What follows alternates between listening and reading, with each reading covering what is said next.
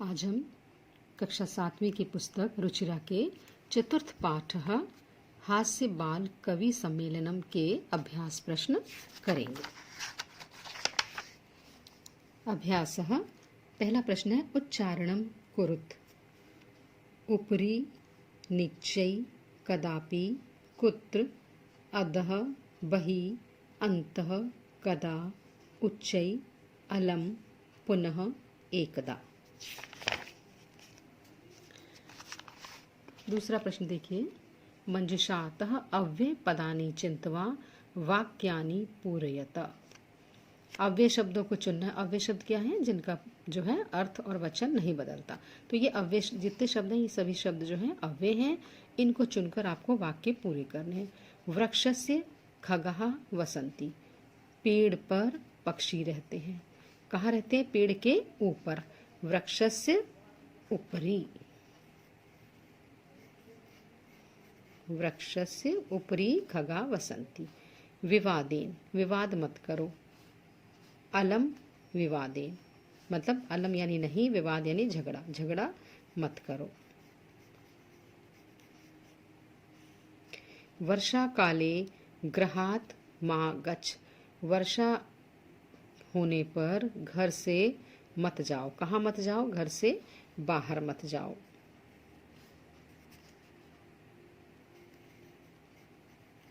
बहि। मंचस्य श्रोतारः उपविष्टा सन्ति। मंच के श्रोता बैठे हैं। मंच के कहाँ बैठते हैं? नीचे। तो अधः। मंचस्य अधः, मंच के नीचे सुनने वाले बैठे हैं। छात्रः विद्यालयस्य अन्तः प्रविशन्ति। छात्र विद्यालय के अन्तः, अंदर प्रवेश करते हैं। प्रश्न 3 है अशुद्धम पदम चिन्युत। अब इनमें से जो अशुद्ध शब्द है आपको उसको चुनना है। गमन्ति, यच्छन्ति, प्रच्छन्ति, धावन्ति। गमन्ति नहीं होता, क्या शब्द होता है? गच्छति, गच्छन्ति। तो ये गमन्ति शब्द जो है ये गलत हो गया। रामेण, ग्रहेण, सर्पेण, गजेण। गजेण नहीं होता, गजेन होता है। तो गजेण। लतया, मातया, रमया, निशयः। मातयः शब्द जो है गलत है। लते, रमे, माते, प्रिये। माते संबोधन है, माते शब्द गलत है। लिखती, गर्जती, फलती, सेवती। सेवती शब्द जो है वो गलत है। चौथा प्रश्न देखिए, मंजुषातः समानार्थक पदानि चिंत्वा लिखता। अभी इसमें जो शब्द दिए हैं इन शब्दों के समानार्थक शब्द ढूंढने हैं और लिखने। प्राप्य यानी प्राप्त करना, यानी लब्धवा। लब्धवा का मतलब ही प्राप्त करना है। कुशलः, दक्षः। कुशल यानी निपुण, दक्ष यानी भी निपुण। हर्षस्य, खुशी का। प्रसन्नतायः।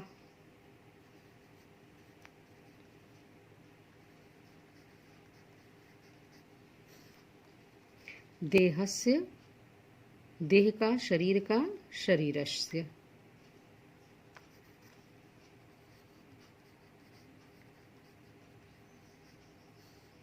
वैद्यम, चिकित्सकम। वैद्य, वैद्य यानी डॉक्टर, और चिकित्सक भी डॉक्टर है, चिकित्सा करने वाला।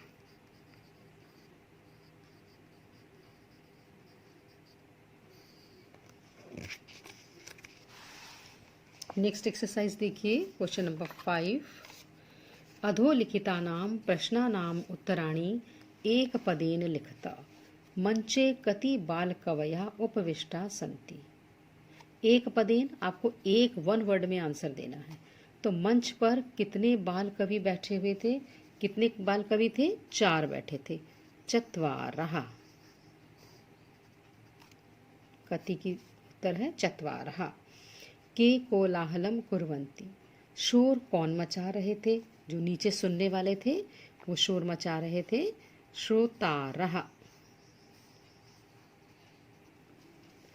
गजाधर गजाधर कम उद्देश्य काव्यम प्रस्तौति। गजाधर कवि किसको उद्देश्य करके काव्य प्रस्तुत करता है? किसको उद्देश्य करके? वैद्यों को, डॉक्टरों को वैद्यम। तुंदिलस्य कस्य उपरि हस्तम आवर्तयति। तोंद वाला जो था, तुंदिल नाम का जो कवि था, वो किसके ऊपर हाथ फेर रहा था? अपनी तोंद के ऊपर फेर रहा था। तुंदस्य। लोके पुनः पुनः कानि भवन्ति। इस संसार में बार बार क्या मिल जाता है? शरीर में बार बार क्या मिलता है? बार बार शरीर मिल जाता है। शरीराणि किम कृत्वा घृतम पिबेत। अब एक कवि ने क्या कहा था, चार्वाक ने, कि क्या करके घी पीना चाहिए? उधार लेकर भी। तो ऋणम कृत्वा घृतम पिबेत। मंजुषात् पदानि चिंत्वा कथायाः पूर्ति कुरुतः। अब इस मंजुषा में शब्द दिए हैं, इनसे इस कहानी को पूरा करना है। कहानी देखकर आपको बचपन की याद आ गई होगी। बचपन में आपने कहानी पढ़ी होगी। एक राजा था जिसका एक वानर बहुत प्रिय था, और वो वानर जो था राजा के ऊपर हवा करता रहता था जब राजा सोता था। और एक दिन एक मक्खी राजा की नाक पर बैठी, और बंदर ने उस मक्खी को मारने के लिए क्या किया? तलवार से प्रहार किया, जिससे क्या हुआ? मक्खी तो उड़ गई, लेकिन राजा की नाक कट गई। तो इसी कहानी को फिलिंग द ब्लैंक्स के रूप में दिया गया है। पुरा एकस्य नृपस्य एकः प्रियः वानरः आसीत्। प्राचीन काल में एक राजा का एक प्रिय बंदर था। एकदा नृपः सुप्तः।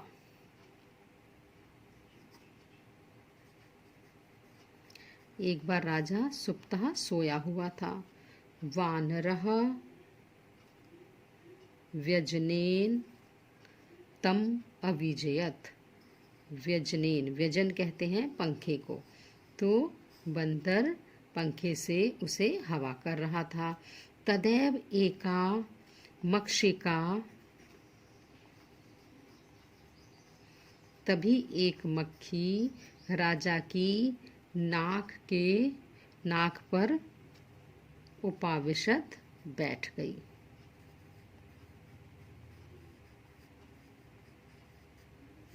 यद्यपि वानरः वारंवारं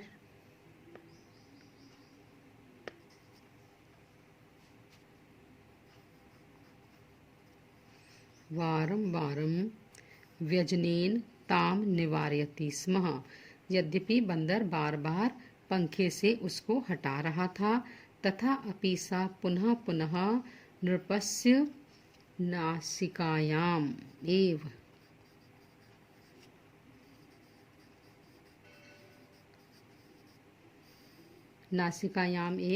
नासिका के ऊपर, फिर भी वे बार बार राजा की नाक के ऊपर बैठ जाती। अन्ते स मक्षिकाम हंतुम। अंत में उसने मक्खी को मारने के लिए खड्गेन, तलवार से, प्रहारम अकरोत, प्रहार किया, तलवार से मारा। मक्षिका तो उड्डीय दूरम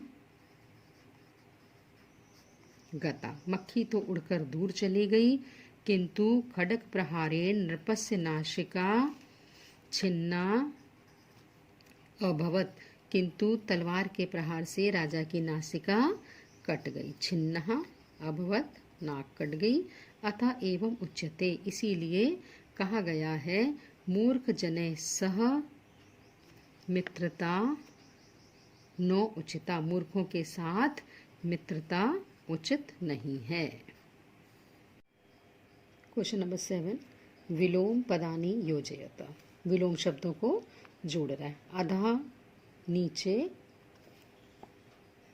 ऊपरी ऊपर, अंतः अंदर, बहि बाहर, दुर्बुद्धे बुरी बुद्धि वाला, सुबुद्धे अच्छी बुद्धि वाला, उच्चई जोर से, नीचई नीचे, उच्चई ऊपर, नीचई नीचे, दुर्लभम कठिनाई से मिलने वाला, सुलभम आसानी से मिलने वाला।